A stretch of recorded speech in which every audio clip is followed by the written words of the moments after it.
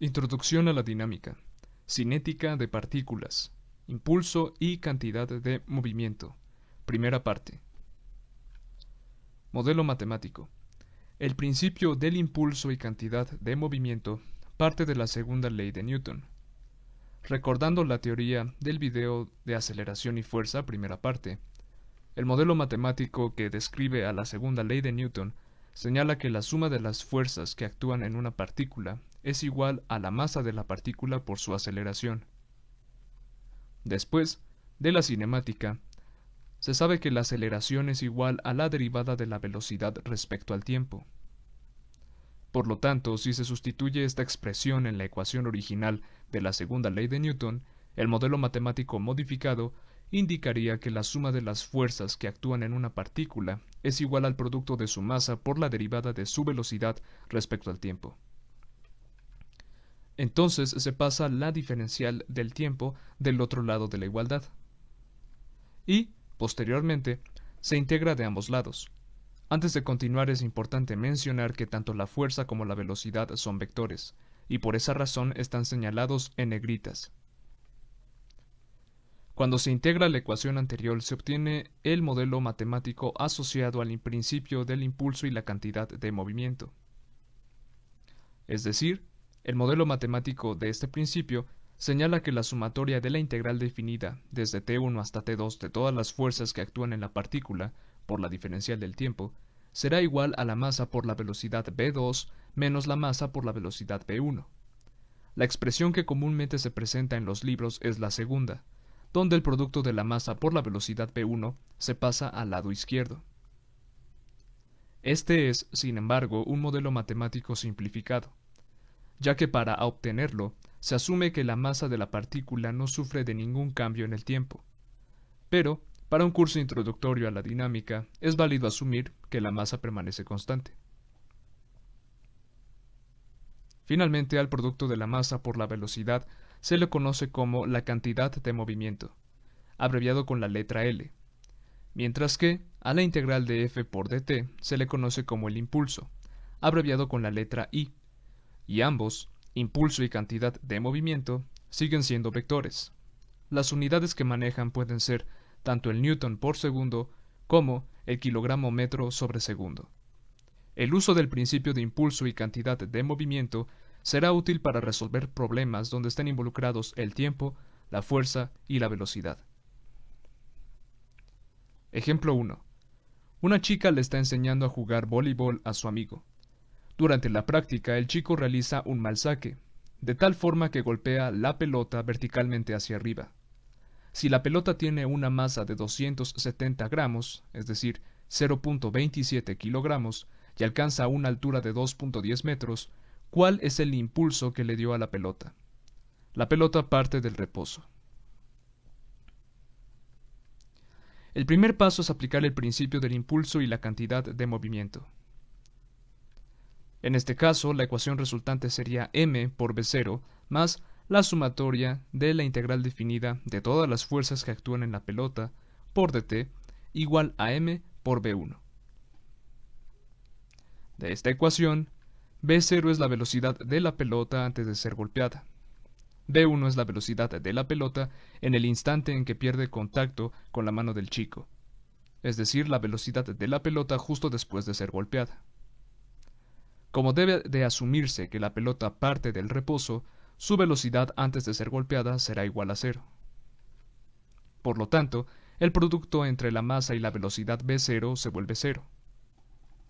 Además, se sabe que la integral de f por dt es el impulso. Formalmente, la mano del chico hará contacto con la pelota durante un tiempo desconocido, aplicando una fuerza vertical opuesta al propio peso de la pelota, de tal manera que aparecerá una fuerza resultante desconocida con dirección vertical hacia arriba.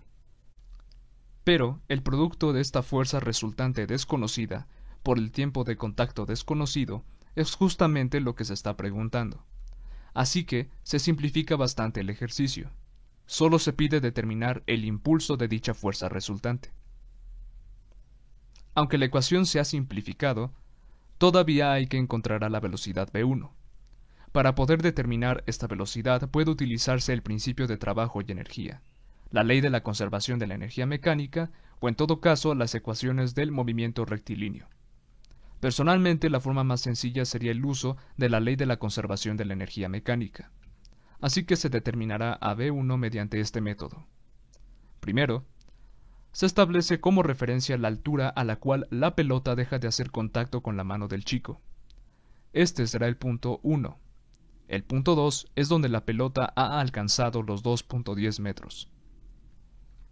Después se retoma el modelo matemático de la ley de la conservación de la energía mecánica, donde T es la energía cinética y V es la energía potencial. Entonces se desarrolla cada término, recordando que la energía cinética es un medio por la masa por la velocidad al cuadrado, y la energía potencial gravitacional es igual a la masa por la gravedad por la altura. Aquí, la velocidad v2 es la velocidad de la pelota al alcanzar su máxima altura. Por lo tanto, esta velocidad es igual a 0. h1 es la altura a la cual la pelota deja de hacer contacto con la mano del chico. Ya que coincide con la referencia, su magnitud también será 0. h2 es la altura máxima alcanzada por la pelota, es decir, los 2.10 metros. Por lo tanto, tanto la energía potencial inicial como la energía cinética final resultan en 0. Despejando entonces a la velocidad v1, se tiene como resultado la raíz de 2 por la gravedad por la altura h2. El último paso consiste en sustituir a v1 en la ecuación original y calcular al impulso. La ecuación original señalaba que el impulso sería igual a la masa por la velocidad v1. La ecuación desarrollada señala que el impulso será igual a la masa por la raíz cuadrada de 2 por g por h2. Entonces se sustituyen sus respectivas magnitudes y finalmente el resultado para el impulso es 1.7331 kilogramos metros sobre segundo. Ejemplo 2. El motor eléctrico del elevador genera una fuerza variable en el cable, justo como se muestra en el gráfico. Si el elevador tiene una masa de 320 kilogramos y adentro hay 4 personas de 70 kilogramos, ¿cuál será su velocidad tras 22 segundos? El elevador parte del reposo. Como nota adicional, cuando en un problema de este estilo únicamente se indique que el cuerpo o el sistema en cuestión parte del reposo, se asumirá que se encontrará suspendido inicialmente, es decir, sin hacer contacto con el suelo. El primer paso consiste en dibujar un diagrama de cuerpo libre del elevador, específicamente del punto en el cual se encuentra su polea. Las dos fuerzas que aparecen son el peso W y una fuerza vertical en sentido opuesto a su peso. Esta fuerza vertical T se asocia a la tensión generada por el cable. Sin embargo, puede observarse que se segmenta, entre comillas, en dos cables por la propia naturaleza de la polea. Es decir, hay dos fuerzas de tensión implícitas. Adicionalmente, la fuerza de tensión en el cable se transmite desde el motor. Por lo tanto, esta fuerza vertical T sería igual a 2 veces la tensión en el cable, que es igual a 2 por la fuerza F generada desde el motor. El siguiente paso es aplicar el principio de impulso y cantidad de movimiento en el eje Y. En este problema, la ecuación resultaría en la masa total por la velocidad inicial más la sumatoria de la integral de todas las fuerzas que actúan en el sistema por dt igual a la masa total por la velocidad final. La velocidad inicial es 0, ya que el elevador parte del reposo. Por lo tanto, este es el único término que se elimina. Las fuerzas W y 2F quedan expresadas dentro de la integral definida desde el tiempo inicial hasta el tiempo final del movimiento del elevador. Posteriormente, se saca al 2 de la primera integral, ya que es una constante, y se desarrolla la integral del peso W. Como el peso W es una fuerza que permanece constante durante todo el tiempo, su integral resulta en W por el tiempo final menos el tiempo inicial. Continuando con el segundo paso, se proseguirá con el cálculo del impulso desarrollado por la fuerza 2F. La integral puede interpretarse como el área bajo la curva. Entonces, para poder determinar el impulso de 2F, basta con calcular el área bajo la curva del gráfico mostrado en la imagen. El área bajo la curva de esta gráfica puede descomponerse en dos figuras geométricas sencillas: un rectángulo señalado en color azul y un triángulo señalado en color azul claro. Por lo tanto, el área del rectángulo será igual a la base por la altura, es decir, 22 por 2700, que es igual a 59.400. El área del triángulo será igual a su base por su altura entre 2, es decir, 22 menos 11, que da 11, por 4.500 menos 2.700 entre 2. Esta área resulta en 9.900. Posteriormente, se deben de sumar ambas áreas y multiplicar por 2. Como resultado, el impulso de la fuerza 2F es 138.600 kilogramos metros sobre segundo. Antes de continuar, se comentarán un par de notas. Como se dijo, el tiempo inicial es 0 segundos, el tiempo final es 22 segundos, la masa total mt es la masa combinada del elevador con las 4 personas, la velocidad inicial es v1, y que, también como se mencionó anteriormente, esta velocidad es igual a 0, y la velocidad final es v2, y esta es la incógnita. Ahora, el peso W es el peso combinado del elevador con las 4 personas dentro de este, y es igual a la masa total por el valor de la gravedad. Ahora sí, lo que debe calcularse es el impulso desarrollado por el peso W. Primero, se determina la masa total, que resulta en 600 kilogramos. Después, sigue propiamente el impulso de W.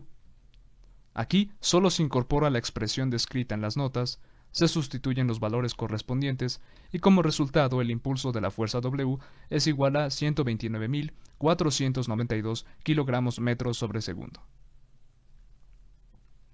Finalmente, se debe de despejar a V2 de la ecuación original. Ahora, vuelve a escribirse dicha ecuación y, para encontrar a V2, basta con dividir todo entre la masa total. Hecho esto, solo deben sustituirse los valores correspondientes, y así, la velocidad tras 22 segundos resulta en 15.18 metros sobre segundo. Como una breve reflexión, ¿qué es lo que ocurre con el elevador? Primero, se retoma la expresión del peso total del sistema, que es igual a 5.886 newtons. Después, la fuerza contraria al peso, que en este caso definimos como 2F. Así que con estos datos se dibuja un nuevo gráfico, o un gráfico adicional, donde aparecen las fuerzas ejercidas en el elevador.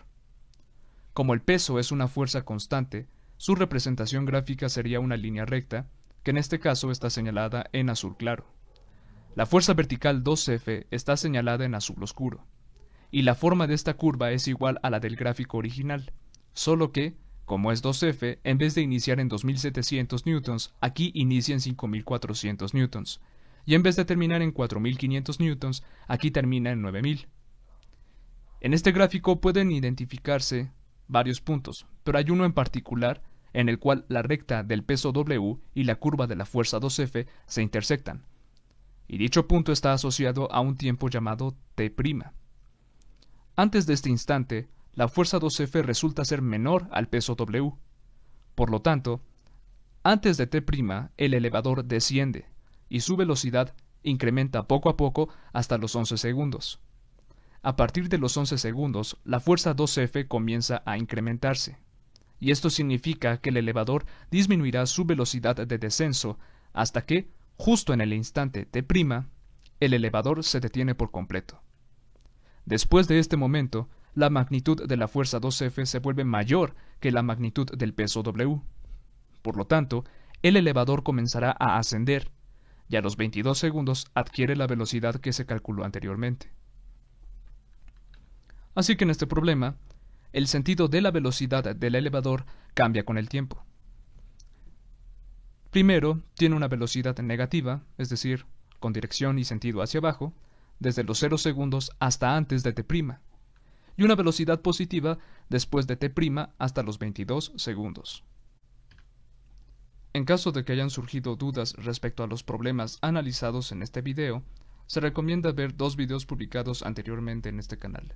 El primero se titula Energía potencial y cinética, primera parte, cuyas ecuaciones fueron utilizadas para resolver el ejemplo 1. El segundo se titula Aceleración y fuerza rectangulares. En el siguiente video se resolverá un tercer problema empleando las ecuaciones vistas en este video.